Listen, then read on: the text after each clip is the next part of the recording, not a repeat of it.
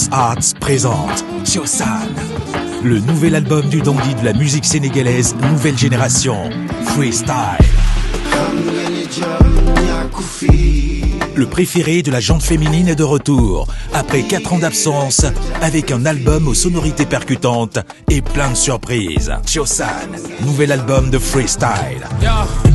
Sama am laa la jox kon du sa tar laa doon xool damay gis ci say caaxaan ak fo mu mel ni yama faamaala no. Avec la participation de Deep Dundungis, Hot to Death et l'immense orchestre Baobab.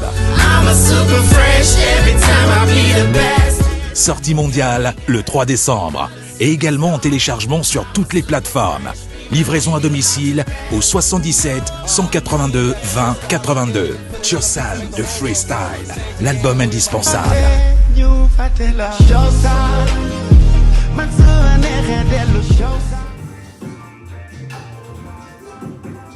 ça mën naa ni may def ni par exemple son bi. Ok. Alright. Okay. Alright. Nan joxe loxo jàpp liggéey dina mës a baax. Li nga ma yéene la ko ci lépp lu baax. Àdduna moo ngi nii. Bilaay walaay jarul ñaaw. Loo fi gis dafay jeex sàmmal sagar jarul ñaaw. Ku la yàq suuf tëb jëm ci kaw. Nga fipp topp kaw. Ngeen doon ñaari golo. Ñi jaay seeni ngor. Ñi fàtte ëllëg. Ñi dëkkee nettali lu seen yoon. Xamituma réew mi. Oh yeah. Jikko yi soppeeku. Oh. Nañu defar xel gi. Oh. Nañu boole xool yi. Oh my people say. Jàmm la. Sénégal réew jàmm la. Bëgguñu fi ay bëgguñu fi coow no. Oh my people say. Jàmm la. Sénégal réew jàmm la. Jàmm ak salaam moom la ñu xamee. Tell me why. Any? Jesus, tell me why.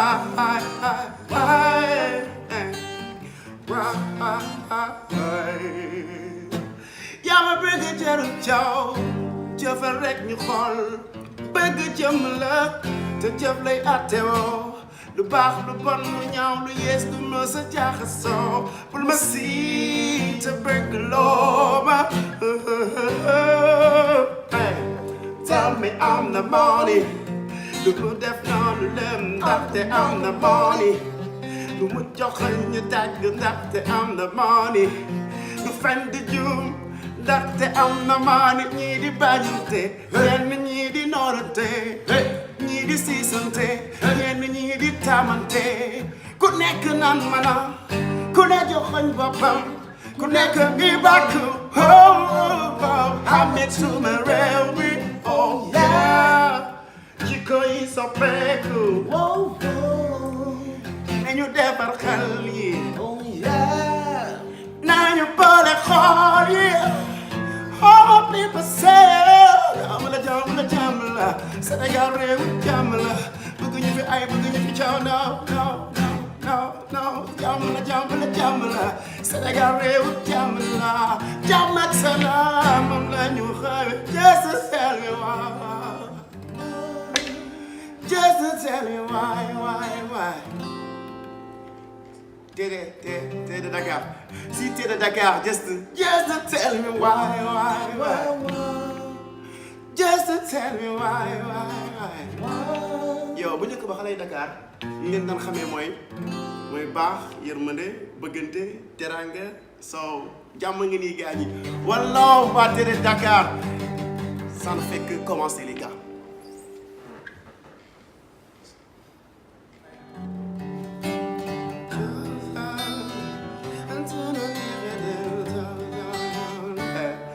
Bilaay walaay nee ma Tiosan. And music be my son Tiosan. Bilaay walaay nee ma Tiosan. Man su ma neexee teel a Tiosan. Na jëf ji sell ni li fi maam ñi bàyyi woon. Wax ji sell yi fi maam ñi bàyyi woon. fonk àndandoo tànn àndandoo fonk mbokk yi fonk xarit yi jàkkalante ci yërmande muñalante ci teranga cosaan mooy tax nga xam ki nga doon soo koy fàtte ñu fàtte la cosaan man su ma neexee dellu cosaan billaay wallaay nee ma cosaan man musique bi mooy sama cosaan everybody say rëkkal baa ma rëkk soo rëkkul damay rëkk ay man damay wow wow wow nee ma cosaan man su ma neexee dellu cosaan everybody know my name don't lose your way get back to the roots when you're catching the way do not follow your boots we back in the roots dellul fi nga jóge ngir gën a xam fi nga jëm bul fooyee bëgg sa xam-xam ndax mooy dëgg sa am-am noir des fiers de l'être c'est pas des lettres qui font ses aides African we brought the mixture everybody leading the structure bound to get the roots to need to know who you are never show sign man su la neexee dellu wàtte de Dakar billaay wallaay never show sign man music feels wàtte de Dakar ana ngeen everybody say rëkkal baa ma rëkk soo rëkkul damay rëkk hey wow wow wow wow wow cosaan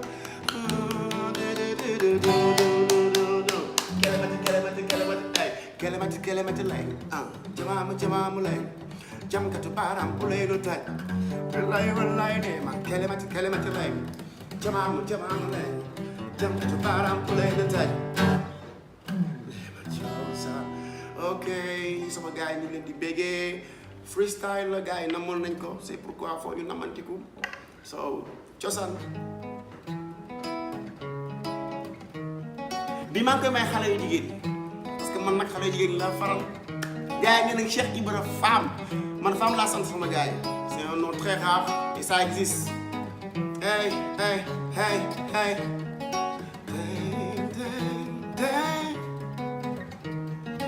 dang dang dang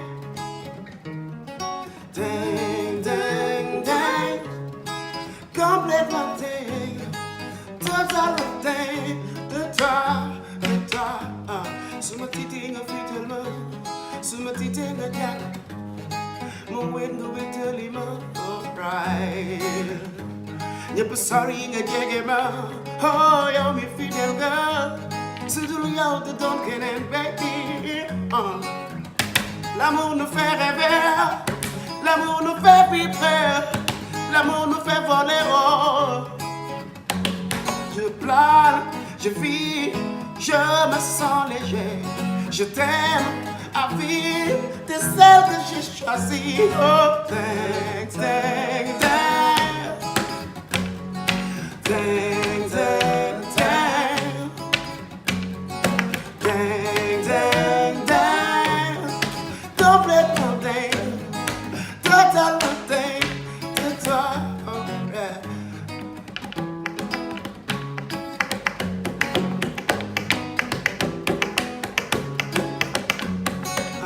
Bëggeel du caaxaan bul ko foowe yow bëggeel du caaxaan bul ko fàggane bëggeel du caaxaan xoolal li ngay wax bëggeel du caaxaan mën na lor ku ne l'amour nous fait rêver l'amour nous fait vibrer l'amour nous fait voler haut je plane je vis je me sens léger je t'aime à vie t'es celle que j'ai choisie oh dang dang dang dang dang dang dang les gars vous vous rappelez de la chanson de Franck Vincent là vas-y René continue je suis avec René Chalon un très grand guitariste de l'orchestre Baobab. Vous savez que Freestyle, il est membre de l'orchestre Baobab. C'est monument de la musique sénégalaise. Franchement, chapeau. Orchestre Baobab, orchestre Baobab, il a 50 ans de carrière. Vas-y Frankie, c'est bon. Vas-y Frankie, c'est bon. Vas-y Frankie, c'est bon. Vas-y Frankie, c'est bon. Vas-y Frankie, c'est bon. Vas-y Frankie, c'est bon. Vas-y Frankie, c'est bon. Vas-y Frankie, c'est bon. Vas-y Frankie, c'est bon, c'est bon. Vas-y Frankie, c'est bon, c'est bon. Vas-y Frankie, c'est bon, c'est bon. Vas-y Frankie, c'est bon. T'es de Dakar, c'est bon. T'es de Dakar, c'est bon, bon. T'es de Dakar, c'est bon. T'es de Dakar, c'est bon, bon. T'es de Dakar, c'est bon. T'es de Dakar, c'est bon. T'es de Dakar, c'est bon. Yo, what's up, everybody? Bégé, much love. Lépp love la, lépp bëggeel la, jóge ci man jëm ci yéen ñi di ma seetaan. One love, everybody. Yo, René, tu es fatigué ou pas? Ah oui, je suis fatigué, mon frère. Je suis fatigué, mon frère. Hier, on a joué, on a fait un concert. Donc, du coup, il y a même la voix qui est vraiment très cassée. De l'Institut allemand, oui, Goethe. Voilà. C'est vrai, on a fait les 40 ans. C'était hier un très grand concert à la piscine olympique de Dakar. Ouais, c'était bien, ouais. Eh bien, la musique, ça continue, ça n'a pas de frontières. Voilà, alors, c'est ça. Vive la musique. Ciao. Shalom on the track. So, je pense que waxtaan bi lu simple la. Déjà musicien moom buy nuyoo na commencé nuyoo ci musique parce que loolu mooy identité am. Gars yi nag namoon nañu free bëgg a xam ci li mu nekk freestyle ci li mu nekk. Je pense que Aladi, on est en direct sur Terre de Dakar, mon gars. Aladi, tu peux m'amener un CD s'il te plaît? Comme ça ñu show ko. Ok, lépp ci turu artiste bi mooy freestyle, donc lépp rek ci benn free benn liberté lañ koy demee. On est chez nous, donc ñun ak yéen la. Voilà, gars yu bëri am na lu leen ump ci artiste bi. Ñenn ñi bu nu sañoon moom xam naa ni bu nu sañoon dinañ ma gis tous les jours parce que fans yi dañ may laajte free anam ci lu mu nekk depuis show mi depuis Midadi. Donc liggéey bi li leen indi tey voilà lépp pare na album bi mi ngi ci marché bi na gars yi dem wuti ko alright yow kon gars ñi waaw man ak yéen ba tey maa ngi leen di siyaar maa ngi siyaar mbokku taalibe yi maa ngi siyaar fans yi maa ngi siyaar everybody xarit yi Facebook moom xam nga fa la ñëpp a daje Facebook mbokk yi ñu ngi fa sa tàntaan fa sa nijaay fa sa xaritan fa sa ami d'enfance boo xam ne yéen a bokkoon classe koo xam ne yéen a foondoo ñëpp a ngi ci biir donc voilà ñëpp a ngi ci biir àdduna la Facebook donc maa ngi nuyu ñëpp ñi nga xamante ni xam naa leen te gisatuma leen sax amaana maa ngi nuyu ñëpp di béggee ñëpp yeah. So cosaan mi ngi nii cosaan egsi na léegi nag cosaan dafa am benn continuité boo xamante ni moo koy accompagner.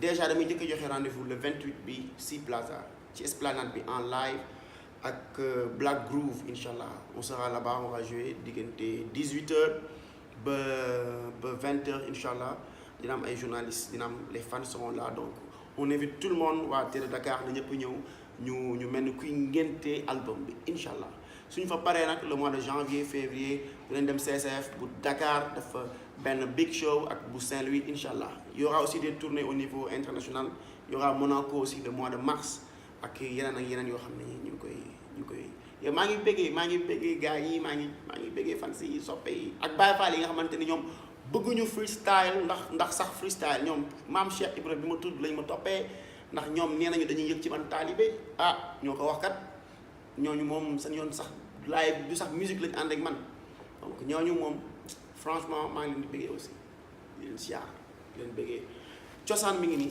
dañuy commencer dañuy déglu son Beer maa ngi ko def en featuring ak Dip Dund Gis ñu déglu ci quelques secondes rek ñëwaat.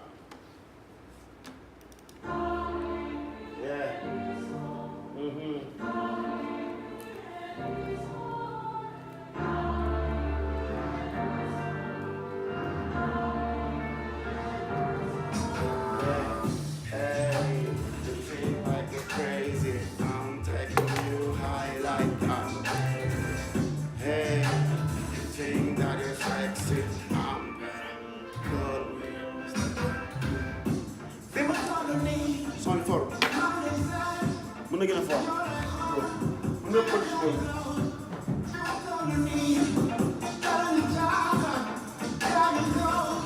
Kañu on the fly Dina si ñoom du man dina si ñoom du man Kañu dañuy gëm direct di teg di fen Free li may wan rek am ci man When you do the fear, will the people partake? Hey, you think like a crazy.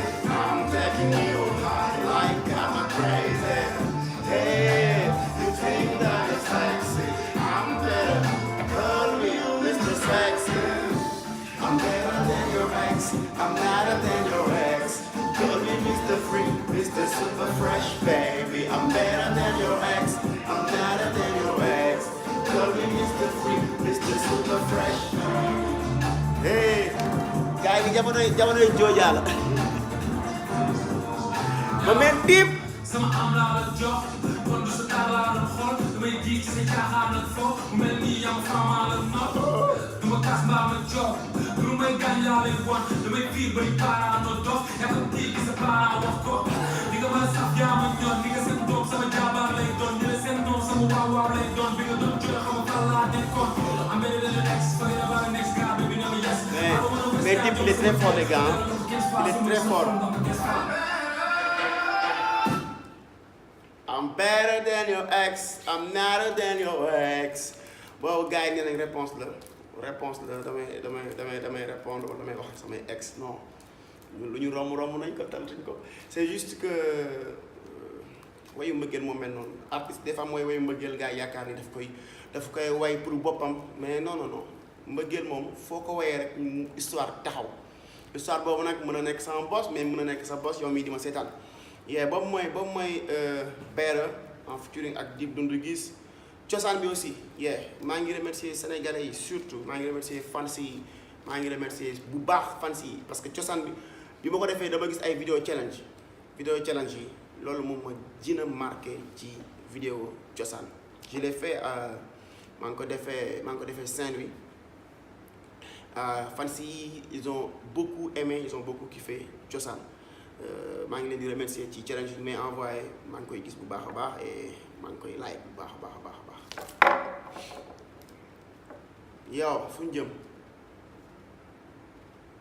ak ku fi nekk ba noppi aussi mel ni góor yi ñoo ëpp jigéen ñi de bro waaw mais dañoo ay góor yàlla moom ma gënal ba tey am solo bro fu ñu jëm est-ce que doo coupé bro bi mooy sama way album bi man bii laa ci moom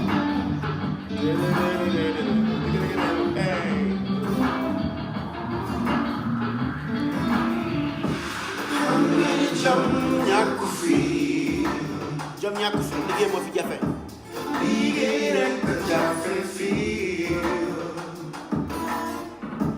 xam ngeen ni jom ñàkk fii liggéey rek jafe fii dara ci nu ne ci yow bëgg xëy mu tëdd buntu yëpp tëju liggéey amul tey na waar job rek la ndaw réew mi yëpp bëgg tey da ngay jéem mu jafe oh day na waar hey jarab yaay bay jarab yaay bay hey jarab yaay bay jarab xarit jarab yaay bay xam ngeen ni jom ñàkk fii liggéey rek jafe fii son bi li ma ko filee dafa ëpp maa ko way mais dama ko fil parce que li ma motiver ma way son bi ma def pause parce que gars yi li ay exclusivité la nag album baa ngi nii da ngeen koy wuti ci marché bi mi ngi fa li ma motiver ci son bi mooy dafa am benn jour ma ne ci oto nekk ci centenaire bi di dawal daal di gis benn waay kilifa mu téye ñaari bouteille d'eau di ko jaay bouteille bu ci nekk mi ngi koy jaayee 100 francs donc gaañ bi 200 francs la yoroon comme capital di ko jaay mais li muy taxaw ci feu bi yëpp mi ngi wut ku mu jaay bouteille yi mais mënu ko gis donc taxaw nañ fa pendant 25 minutes jaayu 200 francs yi mu yoroon est-ce que comprendre nga 200 francs yi mu yoroon pendant 25 minutes maanaam jaayu ko mi ngi ci loxom ñu dem le retour ñu dëpp après presque 2 heures de temps le gars mi ngi ci même endroit te bouteille d'eau yi di ko jaay donc kooku 200 francs la yoroon ci loxoom te amaana mën na xëy suba teel ba guddi di ko jaay après loolu moo motivé woon ma way son jom bi vidéo bi pare na aussi maa ngi nuyu Boya ak Ben clip bi pare na normalement léegi ngeen gis ko cosaan lañu génne nii rek mais 12 titres moo ne ci album bi te 12 yëpp clip yëpp pare na parce que dañu yore structure boo xamante ni suñu structure bopp la muy free visuel donc ñooy réaliser suñuy propre vidéo ñu ngi ci cinéma ñu ngi ci documentaire ñu ngi ci voilà yeah yow maa ngi béggee waa T de Dakar léeg-léeg ma jékki gis gars yi naan xaaral ma tëmbal ko fi bàyyi ñi naan xaaral ma teg ko fi bàyyi man xaaral ma wiccax ko fi laay wax xaaral ma wiccax leen cosaan ana cosaan waaw jëlal waaw bi waaw bi soo koy wax da ngay reetaan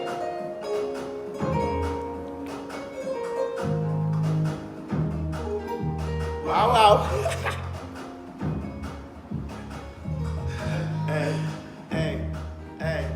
hey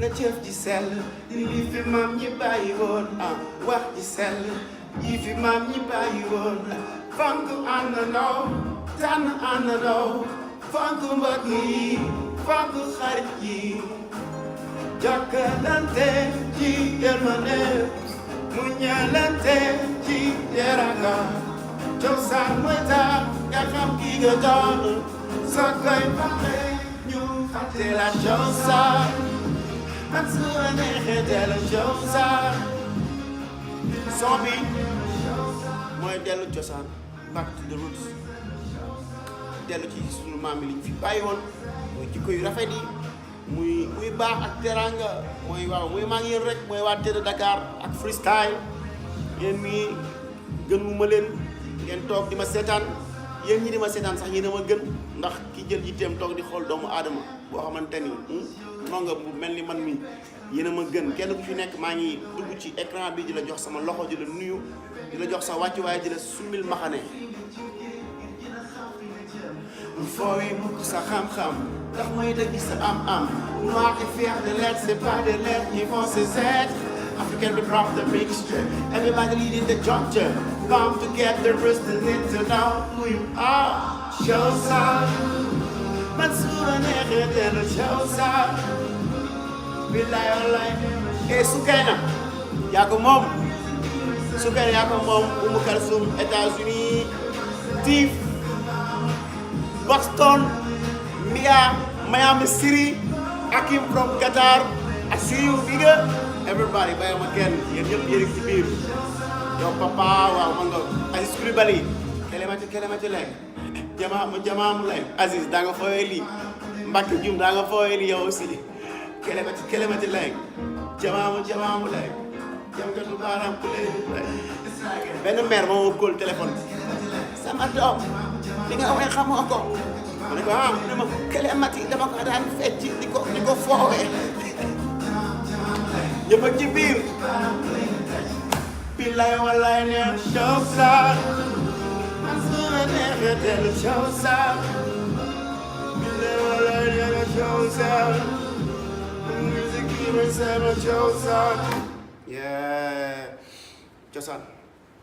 cosaan fort na sama gars cosaan fort na so album baa ngi nii c'est disponible ci Spotify c'est disponible ci Deezer c'est disponible ci iTunes donc voilà na ko gars yi jënd mi ngi ci marché bi aussi yeah et je vais parler d'un truc là ce petit logo là Prince Art logo bii li muy tuuti mën naa ne moo ëmb album bi Prince Art yeah c'est un label boo xam ne kenn ko wax kenn ci Sénégal di ko xam la ndax gars ñi xam nañ ko ràññee nañ ko mais tey dafa génn feneen dafa génn fu nooy c'est-à-dire que Prince Art mosut a liggéey ak artiste buy def style bu mel ni style freestyle donc lu bees la so Ibou Ndour Ngone yéen ñëpp maa ngi leen di béggee laay équipe bu Prince Art Maman King Laay ñoom Zal ñoom ñëpp ci biir xam nga maa leen di béggee bu baax a baax soxna Xadi maa ngi lay béggee bu baax a baax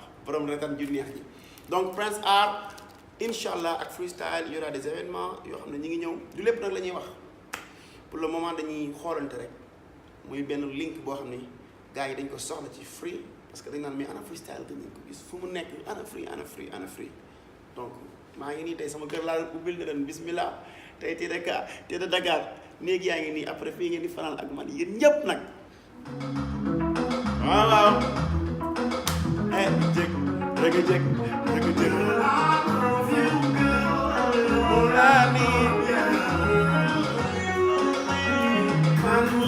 am yow la sa taanu yow du ma sa taanu keneen jigéen ñi di bëri li ñuy taaru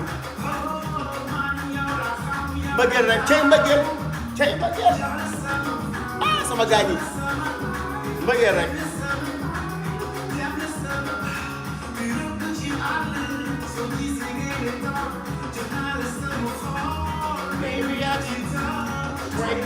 Twerk.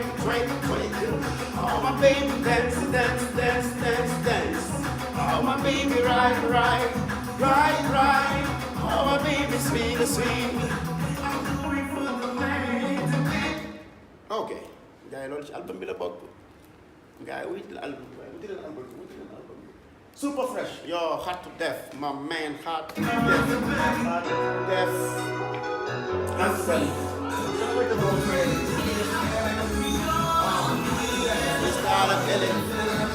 Guys, some of my super fresh ak sama brother hot to death. maa ngi koy digal mon rappeur préféré hot to death. Hey.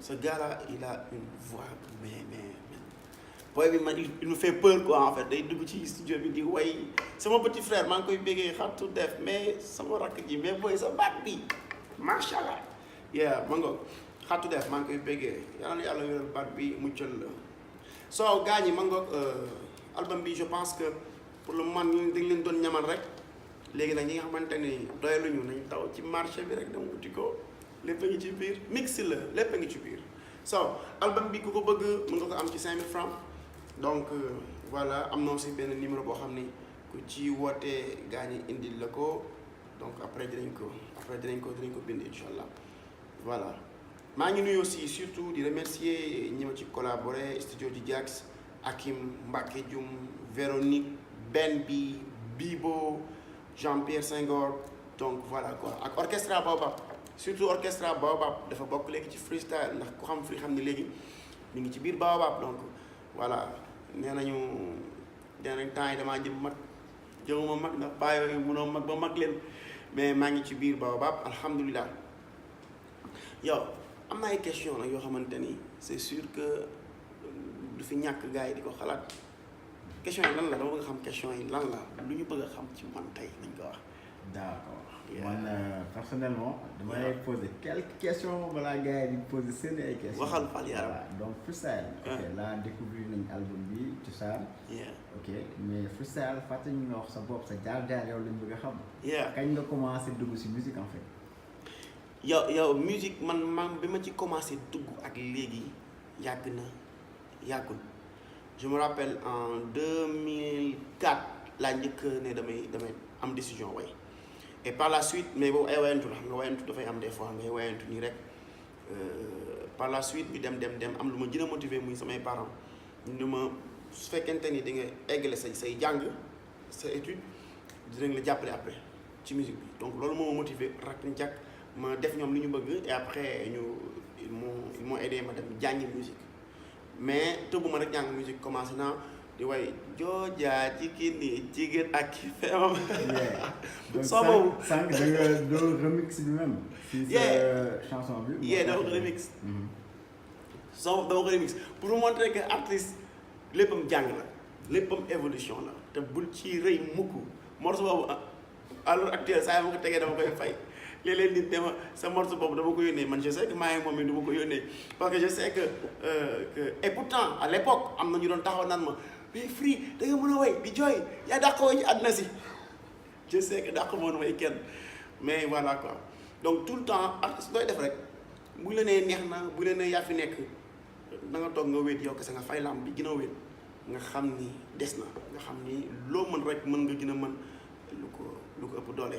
donc sama jàng musique ak sama commencé musique noonu la tàmbalee daf ma yàgg topp et jusqu'à présent ci apprentissage boobu laa nekk mais en 2004 2005 laa commencé nekk ci dëgg ba léegi.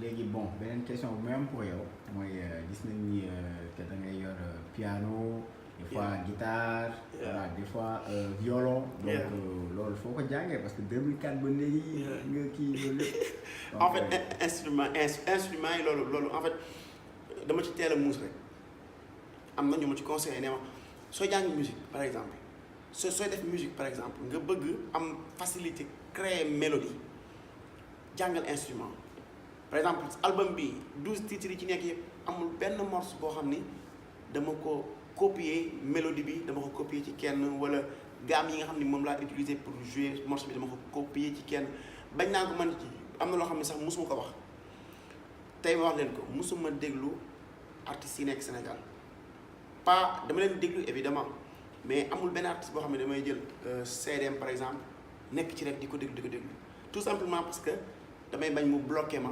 musicalement parce que soo koy déglu da ngay xëy sax way rek nduróo kooku parce que musique moom mel noonu da lay influencer te bëgguma loolu c'est pourquoi damay déglu nii rek mu nice après ma dégluwaat keneen mu nice mais du ma ci enfoncé wu carrément ci benn waykat mélodie boobu yi nag nga mën ko am facilement li la koy may mooy instrument yi violon aussi li ma ci dugal mooy dama ñëw académie musique ma gis ñëpp di jàng ay instruments ma gis ne seen africains yi souvent duñu côtoyer ay yeneen instruments yi quoi dañ naan guitare en Europe en Italie ma gis ne que sénégalais yi souvent guitare la ñuy jouer wala piano même su amee ay violoniste bëriwul da leen di compter ma ne pourquoi mu mel ni violon tubaab bi ñoo ko moom ma ne man non damay jàng violon loolu moo ma ci dugal mooy gëm ni que instrument amul nit ko weex amul nit ko ñuul comme ñoom ni ñu ñëwee tubaab bi di jouer kora di jouer xalam donc loolu yëpp benn ouverture la ma jural tey rëccu ma ko aussi yaa donc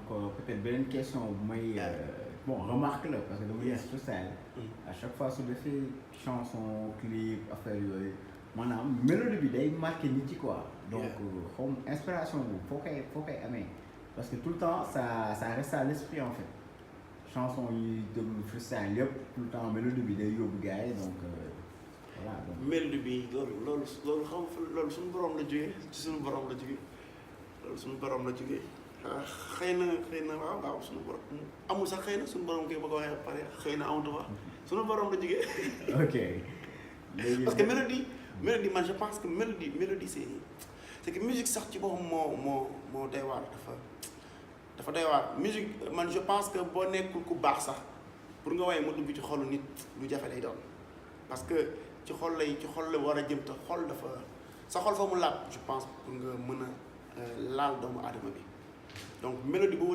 mënti am rek c'est comme ni ngay tëddee rek gént loo xam ni yow gisoo ko jaxaram nga gént ko loolu suñu borom la jógee pour man mélodie boobu aussi inspiration boobu ci moom la jógee. léegi Freestyle ban genre de musique lay def parce que Freestyle day jékki saay rap jékki saay dugg si acoustique bi jékki saay xasaay dinañ si ñëw xam nga léegi man bëgg naa xam quoi exactement ban kii ngay surfer. oui man ak salsa bi afro-cubain bi parce que boobab li ma fay way bokkul dara ak R&B wala rap wala soul music man daal wax dëgg fa yàlla bro man daal comme vague rek damay dugg di génn di def gauche di def droite doy na waa tax même man xaw ma mooy freestyle bi mais bi man xaw ma c'est-à-dire que je me limite pas su ma filee reggae ma def reggae su ma filee acoustique rap voilà lu ma fil rek man pour man musique daal loolu la bul ni mukk mbalax sax su ma ko filee léegi dama koy def voilà bëgguma bloquer sama bopp ci dara. léegi on a vu que freestyle dafa am benn côté spirituel bu vraiment bu profond parce que des fois rek la gis ngay def ay vidéo live yëkkati ay xasaay. yaa ngi neen wàcc naa aussi mu am tamit la chanson Midadi. voilà bi nga yëkkati si période màggalu 2000 la loolu. màggal Touba 2013. waaw 2013 voilà mu doon boo xamante ne marqué na ñëpp ba après sax jur na ay polémique. polémique yu bëri gën na ngand mu ngeen xam nu mu demee noonu lu tax nga def chanson bi. sama yenn mbokk taalibe yi kii dafa yabaate est-ce que waaw et j'en profite ci morceau boobu xam nga xam loo xamante ni neexul wax xam nga tey boo toogee nga ni damaa gént Serigne Saliou ni ma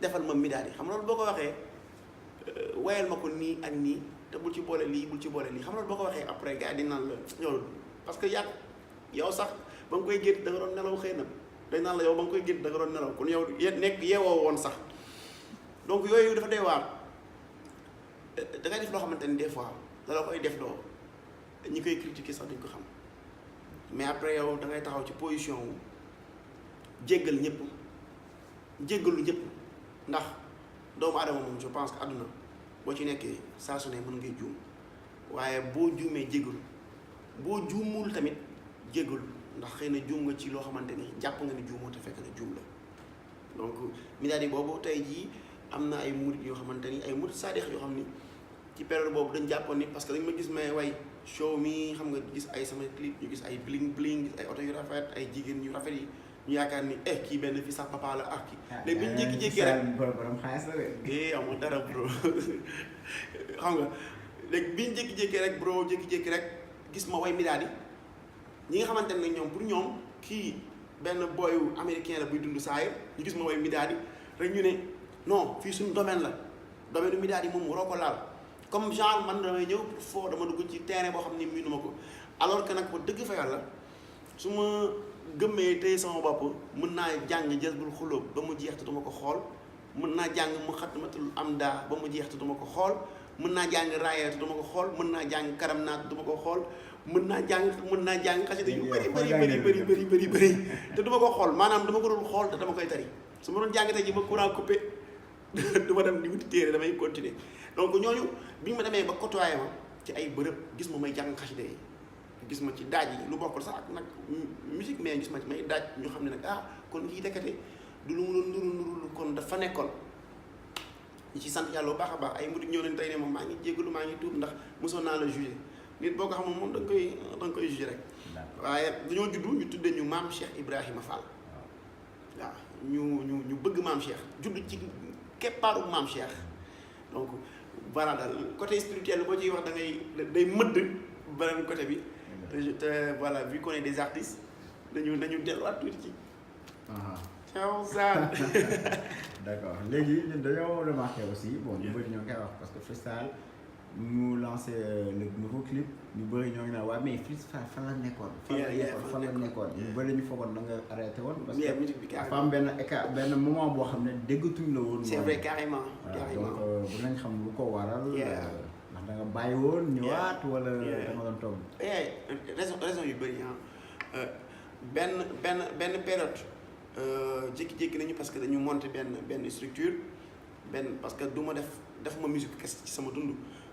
benn période nag li nga xam ni moom la ñuy def et jusqu'à présent ñu ngi koy continuer def muy structure audiovisuelle bi dañu doon liggéey ak benn maison mère bu nekk à Montpellier donc ñu ngi woon ci beneen liggéey boo xamante ni moom moo taxoon musique bi ak bi ñu ko waroon joxuñu ko vu que Sénégal musique bi aussi passion la nekk su ñun ñu koy def ndax juste passion mais passion boobu nag dafa dem ba ëpp ñu doole c'est-à-dire que benn instant mosuñu toog sax xalaat bàyyi musique parce que boo xoolee fii yaa ngi gis guitare yaa ngi xool fee yaa ngi gis piano boo xoolee kër yëpp am na instrument saa yi ñu yeewoo depuis toujours saa yu ñu mësee yeewu ñu ngi téye instrument même bu ñu waree dem fenn liggéey mais def carrière bi génne album génne produit ñëw ci scène bi benn instant du ma ni dañ ci taayee woon mais tàlluñu ko woon vraiment bi ñu demee nag ba di romb yenn fans yi mu leen di metti ñenn ñi naan mais Free album yi fu mu toll ñenn ñi dañuy dem ba di la bëgg a agresser tellement que voilà quoi ci laa ne nag donc man moomatuma sama bopp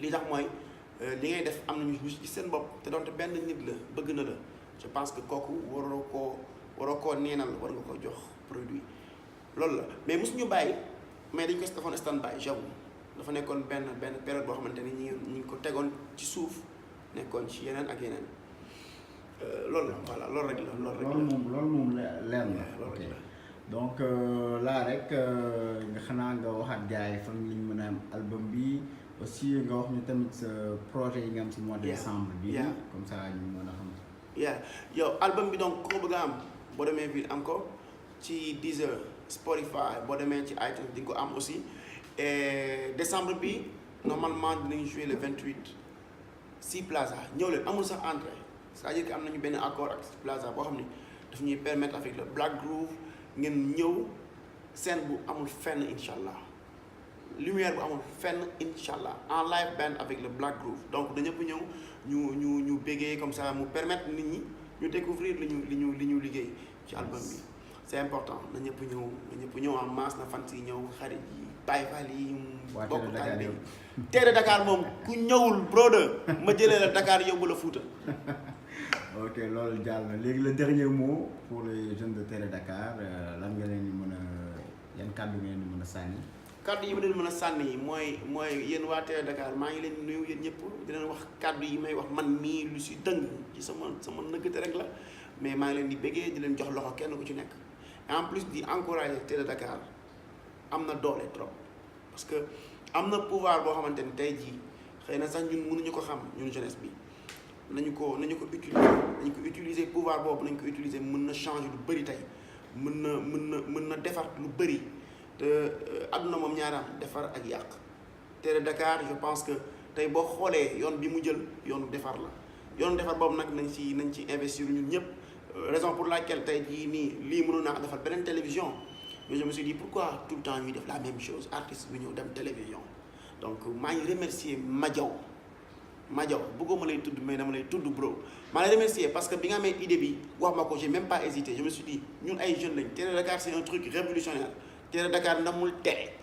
namul coco xam nga donc xam nga ñun tamit ñu demee waaye namuñu télé ñun tamit xam nga donc Terre Dakar ba dëgg fa yàlla mango te ñun ñëpp sax waa Dakar lañ brodo ñun ñi lañ am li mooy suñu télévision li mooy suñu satellite one love gars yi maa leen di béggee fan si béggee góor ñi ak jigéen mag ndaw ñëpp much love succès si album bi amin xam quoi amin béggee Arts présente Tiosan, le nouvel album du dandy de la musique sénégalaise nouvelle génération Freestyle. Le préféré de la gente féminine est de retour, après 4 ans d'absence, avec un album aux sonorités percutantes et plein de surprises. Tiosan, nouvel album de Freestyle. sama am laa la jox kon du sa tar laa doon xool damay gis ci say caaxaan ak fo mu mel ni yama faamaala no. Avec la participation de Deep Dundungis, Hot to Death et l'immense orchestre Baobab. Sortie mondiale le 3 décembre et également en téléchargement sur toutes les plateformes. Livraison à domicile au 77 182 20 82. Tiosan de Freestyle, l'album indispensable.